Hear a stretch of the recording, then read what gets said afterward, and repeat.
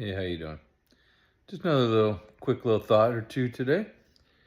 There's something I was looking at here in Genesis, chapter 11,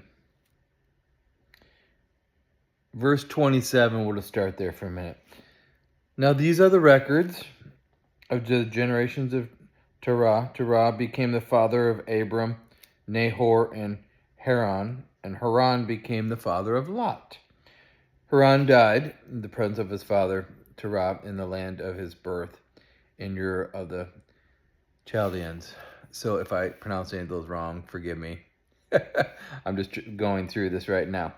But I wanted you to see here that in verse 31, Terah took Abram his son, and Lot the son of Haran his grandson, and Sarah his daughter-in-law, his son Abram's wife, and they went out together from Ur in order to enter the land of Canaan, and they went as far as Haran and settled there.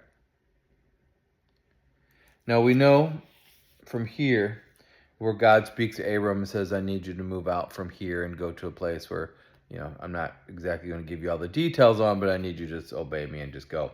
But anyway, what I wanted to look at is they settled in the place of Haran. They went as far as Haran and settled there.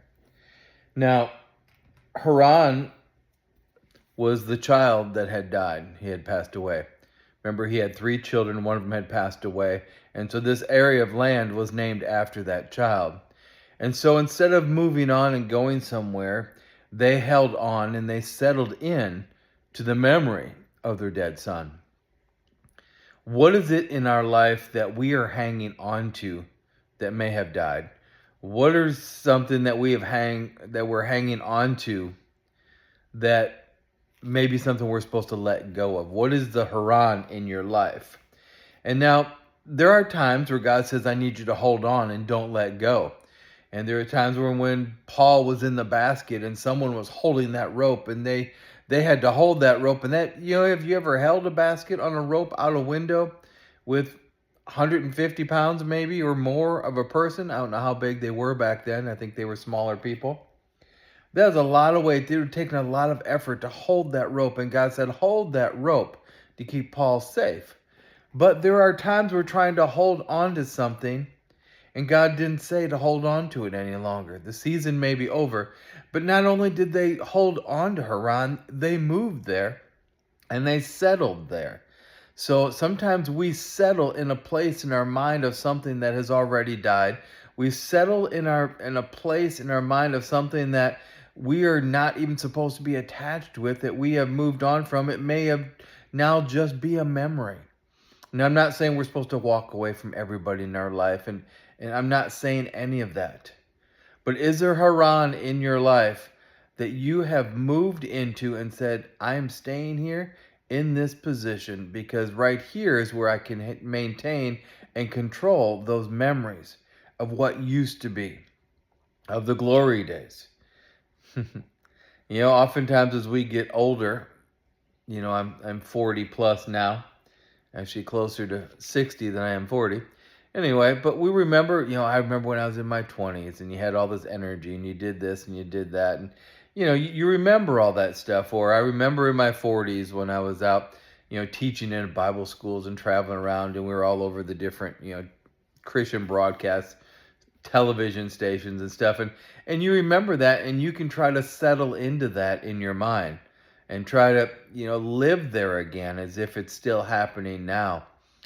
But there's different seasons in your life. There was a season for that, and then there's a season for being quiet and getting retrained and reset and realigned in ministry. Because sometimes that dead thing needs to just be buried, and you're not supposed to settle there. See, to settle means you set up a homestead. It means you're not just passing through, but you put in a foundation, you built a house, and you're like here now. Oh, hallelujah. It's one thing to come visit Louisiana. It's another thing to buy a house here and to settle here. You've got to be where God's called you to be. But the quick little devotion today was, what is your Haran? Have you settled into a place to hang on to something that God is saying it is now just a memory? let go. All kinds of different mindsets. Sometimes it's people we hang on to because we've known them forever. Just something to take a look at. You need to be where God called you to be, because every place has a different sound. Every city has a different sound. Just think about this for a minute. When the people separated after the flood and after Babel, they all went to the land that had their sound. They separated them by their voices, by their languages, and they all moved to different areas because that was the sound of that land. I know, I'm giving you lots to think about today. So just a couple different things I wanted to look at. Are you in the place with the right sound? And have you settled into a place of something that has already died and has passed on? Because God will ask them to get up and move from there. And we know that He does that in the next chapters. All right. Be blessed.